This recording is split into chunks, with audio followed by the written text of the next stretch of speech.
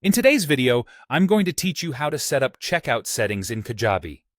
First, you'll define or create your offer. From your Kajabi dashboard, head to Sales, then Offers. You can create a new offer or open one you already have. Either way, remember that every checkout you configure is tied to a specific offer. That means each product or bundle can have its own tailored checkout experience, which is great for targeting different audiences or promotions. Next, choose your checkout version or type. Inside your offer settings, select Enhanced Checkout for the newer, more customizable experience.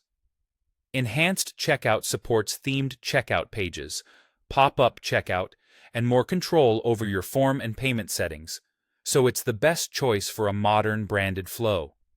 Now customize your checkout page and form. Click Edit Checkout on the offer to open the editor. Start with the page content. Set a clear offer title and a short, benefit-focused description.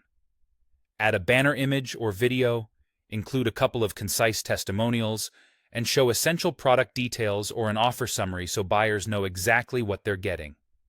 Then configure your form fields.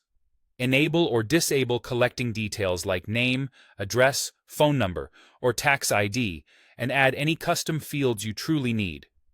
Keep the form as short as possible to reduce friction. Decide on the login requirement as well, whether returning customers must log in and whether new customers must create a password at purchase. Reducing steps can boost conversions, but requiring a password can streamline access to your content.